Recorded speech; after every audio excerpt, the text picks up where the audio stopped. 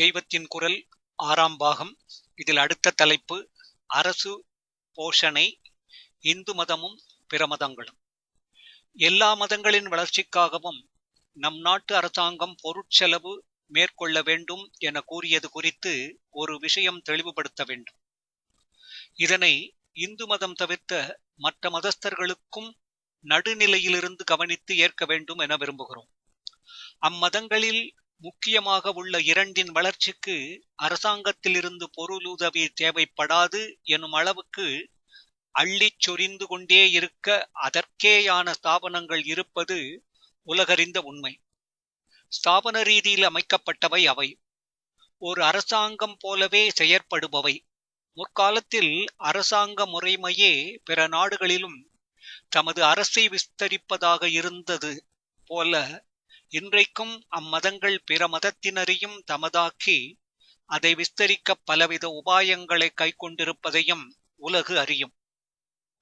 இன்றுள்ள நிலையில் மதம் வளருவதற்கு மட்டுமின்றி ஏராளமாக செலவிடவும் அவை பெரும் வசதி பெற்றிருப்பதும் யாவரும் அறிந்த யதார்த்த உண்மையே.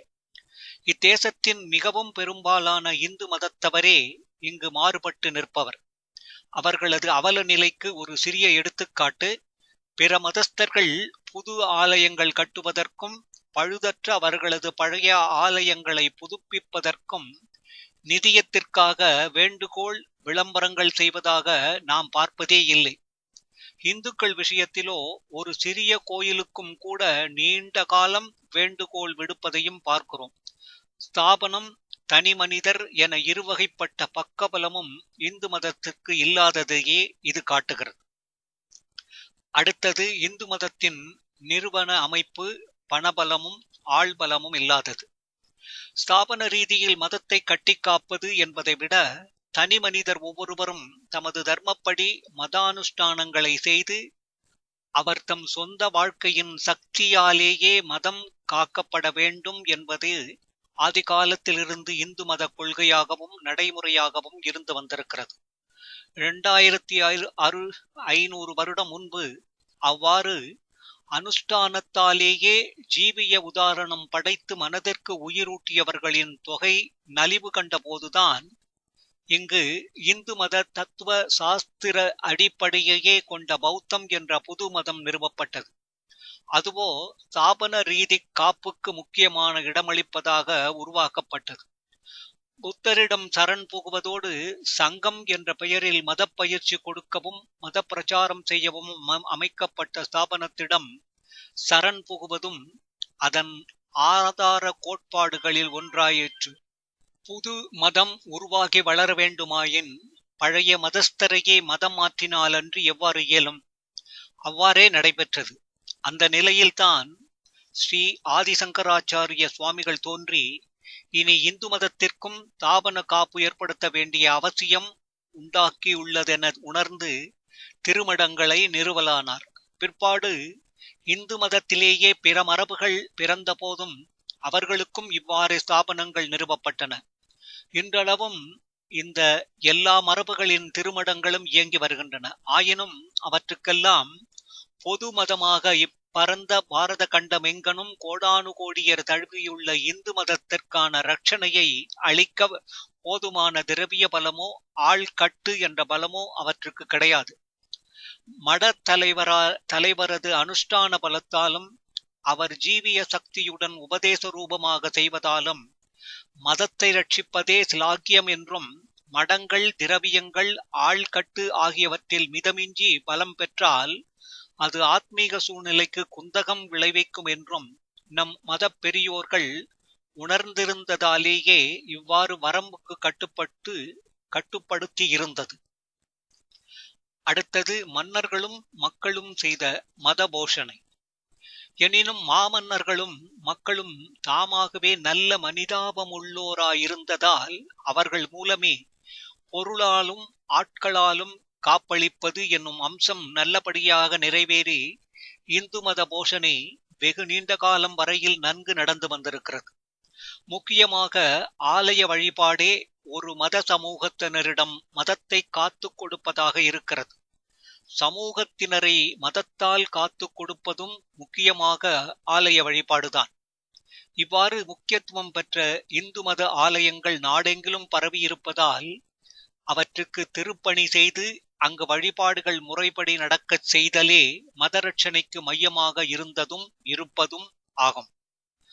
மாபெரும் அளவினதாக அநேக ஆலயங்கள் கொண்ட இந்து மதத்தில் ஆலய திருப்பணிக்கு தேவைப்படும் திரவியமும் மாபெரும் அளவினதே. இதையும் ஏற்று காப்பு பணியை ஆற்றியது முக்கியமாக மன்னர்களும் மக்களுமே. மதத்திற்கென்று ஸ்தாபனமாக அமைக்கப்பட்ட திருமடங்கள் இதில் ஆற்றிய பங்கு சிறியதே. அடுத்தது பிற மதத்தினர் ஆட்சியில் இந்து மத போஷணையின் நலிவு. வெளிநாட்டு புற சமயத்தினரின் அரசாட்சி ஏற்பட்டதிலிருந்து இந்த அரசாங்க போஷணை நலிவு காணத் தொடங்கியது. அப்புற சமயத்தினரின் மேல் நாட்டிலிருந்து வந்த வெள்ளையரின் ஆட்சி ஏற்பட்ட பின்னரோ அவர் தம் வாழ்க்கை முறையிலேயே மோகிக்கத் தொடங்கி சொந்தமான சமய கலாச்சாரத்தை புறக்கணிக்க தலைப்பட்ட இந்து சமுதாய மக்களும் தங்களது மதரட்சணையில் அக்கறை இழக்கலாயினர். அடுத்தது சுதந்திர போராட்டம் செய்யத் தவறிய விஷயம் இந்து மதம் கண்ட பாதிப்பு.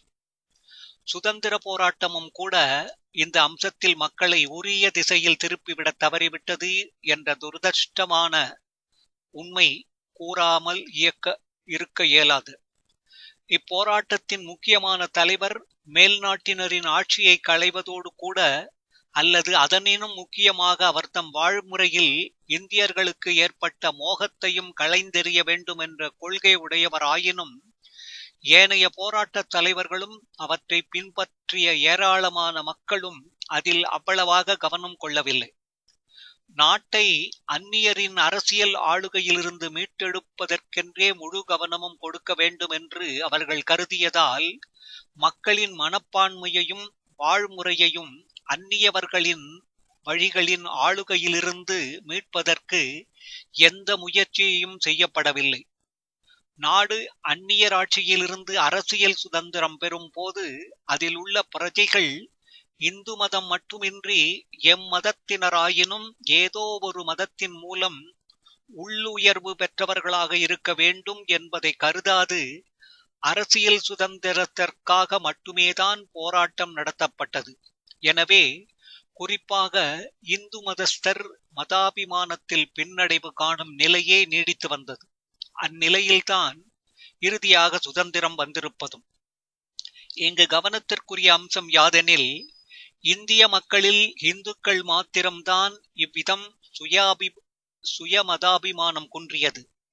இஸ்லாமியர் எப்போதுமே தீவிரமான சுயமதப்பற்றும் சமுதாய கட்டுப்பாடும் உள்ளோர் ஆதலின் அவர்கள் மேனாட்டு வழிகளில் இந்துக்கள் போல் மயங்கி சுய மத காப்பில் பின்தங்கவில்லை. கிறிஸ்தவர்களோ அம்மேனாட்டினரின் மதத்தை சேர்ந்தோரே ஆதலின் அவர்கள் விஷயத்தில் இப்பிரச்சனை எழும்பவே இல்லை. அதாவது இந்து மதம் மட்டுமே பாதிப்புற்றது. சுதந்திர போராட்ட காலத்தின் போதும் இந்து சமயத்திற்காகவும் அதன் சமூகத்தினருக்காகவும் சமய ஸ்தாபனம் என கூற முடியாமல் சமூக ஸ்தாபனமாகவே இருந்து கொண்டு எழுச்சியுடன் போராடிய ஓரிரு இயக்கங்கள் ஆற்றிய சிறு பங்கை தவிர மாபெரும் சுதந்திர போராட்ட இயக்கம் எதுவும் செய்யாமல் இந்து சமயம் பின்னடைவிலேயே உள்ள நிலையில்தான் முடிவாக சுதந்திரம் வந்திருப்பது. இந்த நடைமுறை உண்மைகளை இந்துக்கள் அல்லாதாரும் நடுநிலைமையிலிருந்து நோக்கினால் சுதந்திர பாரத அரசாங்கமானது மக்களின் உள்ள உயர்வுக்கு தனது பங்கான பணியை ஆற்ற வேண்டும் என்றும் மதத்தின் மூலதனம் அவ்வுயர்வு நடப்பதாக சரித்திரம் காட்டியிருப்பதால் இங்குள்ள எல்லா மதங்களுக்கும் எம்மதமாயினும் போஷணை அளிக்க வேண்டும் என்றும் உணர்ந்து அதை செயற்படுத்துமாயின் மிகவும் பாதிப்புற்றிருப்பதும் மிக பெரும்பாலானோருக்கு உரியதுமான இந்து மதத்திற்கே அரசாங்கத்தின் வழியாக அதிக பொருள் உதவி அளிக்க வேண்டும் என்பதை ஒப்புக்கொள்ளவே செய்வர். அடுத்து அனைத்து மத மக்களும் சகோதர சமூகமாக மதத்தை காப்பது போன்ற விஷயங்களில் அரசாங்கம் செய்வதை விட மக்களே செய்யக்கூடியதுதான் மிக அதிகம். முதலில் ஒவ்வொரு மதத்திலும் விசுவாசமாக ஒட்டி கொண்டிருப்பவர்கள் அம்மதத்தில் உள்ள பிறரையும் தட்டி எழுப்ப வேண்டும். இதற்கு இந்து மதத்திலேயே அதிக தேவை இருக்கிறது. ஏனெனில் பிற மதஸ்தர்கள் யாவரும் தூங்காமல் விழிப்புடன் தான் இருந்து வருகின்றனர். இவ்வாறு எந்த ஒரு மத சமுதாயமும் முழுதாக அம்மதத்திடம் விசுவாசத்துடன் ஒழுங்கச் செய்ய அந்தந்த மதத்தினரே விசுவாசத்துடன் ஒழுங்கச் செய்ய முயல வேண்டும். மேலும் ஒவ்வொரு மதத்தினரும் பிற மதத்தினரே தமக்கு நியாயமான உரிமைகளையும் வாதங்களையும் அன்போடு எடுத்துச் சொல்லி அவர்களது ஒப்புதலை பெற முயன்று பார்க்க வேண்டும். ஏனெனில் இந்நாட்டின் பிரஜைகள் எல்லோரும் எம்மதத்தினராயினும் சகோதர சமூகமாக சேர்ந்து வாழ வேண்டியவர்கள். அப்படியின்றி மதபேத உணர்வினால் பரஸ்பர சர்ச்சையிலும் சண்டையிலும் ஈடுபட்டோமாயின் நமது சொந்த வாழ்நாளும் வீணாகி நாட்டின் அமைதியையும் குலைப்பது தவிர ஒரு பயனும் விளையாது. ஆகையால் முதற்கண் பிற மதத்தினர் என்றவுடனேயே எதிர்ப்பு உணர்ச்சியோடுதான் வாதிடுவது என்றில்லாமல் நேயத்துடனேயே அணுகி தங்களுக்குள் நியாயமான உரிமைகளை பொறுமையாக எடுத்துச் சொல்லி பார்ப்பது என்ற மனப்பான்மையை வளர்த்துக் கொள்வது அவசியமாகும். இதற்கு நாட்டின் மிக பெரும்பாலோராக உள்ள இந்து மதத்தோரே வழிகாட்ட வேண்டும். இவ்வாறு சொல்லுவது அம்மதத்தில் உள்ள மானரோஷ உணர்ச்சிகள் மிக்கோருக்கு அவ்வளவாக ஏற்புடையதாக இராது. காரணம் என்னவெனில், பொதுவாக சிறுபான்மையினர்தான் பெரும்பான்மையினரிடம் உரிமைகளை இழந்து அவர்களிடம் குழைந்து செல்வதாக இருக்கும். எவருக்கு பெரும்பான்மையோ அவருக்கு பலமும் பெரிதாயிருக்கும். ஆதலால் இதுவே உலக இயற்கை. ஆனால் விந்தையாக இந்நாட்டிலோ இதற்கு மாறான நிலையாக உள்ளது. அடுத்தது இந்தியாவில் சிறுபான்மை பெரும்பான்மையினரின் விசித்திர நிலைமை. ஆதிகாலம் தொடங்கி இங்குள்ள பெரும்பான்மை மதத்தைச் சேர்ந்தவர் பெரும்பாலும் சாத்வீகர்களாகவும் ஏனையோர் அவர்களை காட்டிலும் வன்மை படைத்தவராகவும் இருந்துள்ளதை பிற நாட்டினரில் பலரும் கண்டு கூறியுள்ளனர். அதோடு கூட சுதந்திர போராட்ட இயக்கத்தின் முக்கியமான இந்து தலைவர்கள் சமரசம் என்ற பெயரில் சிறுபான்மையினருக்கு மிகவும் விட்டு கொடுத்து கொண்டே போயிருப்பதில் இன்று அத்தலைவர்களே வருத்தப்படும்படியாக இத்தேசத்தை பிளந்து ஒரு பகுதியை ஒரு சிறுபான்மை மதத்தோர் தங்களது தனி நாடாக ஆக்கிக் கொள்ளும் அளவிற்கு அவர்கள் வன்மையில் வளர்ச்சி கண்டிருக்கிறார்கள்.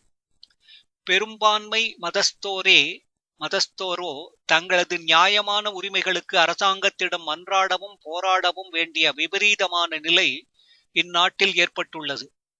இந்நிலையில் நமது யோசனைக்கு சம்மதிக்க இயலாமல் ஆதியிலிருந்தே இந்நாட்டிற்கேயான மதத்தை இன்றைக்கும் இங்கு மிகவும் பெரும்பான்மையாயுள்ள மதத்தைச் சேர்ந்த இந்துக்கள் பிற மதங்களிடம் முதலடி வைத்து தங்களது உரிமைகளின் நியாயத்திற்கு அவரிடம் ஒப்புதல் கோருவதாவது என்று ஒரு சாரார் கருதக்கூடியது இயற்கையே.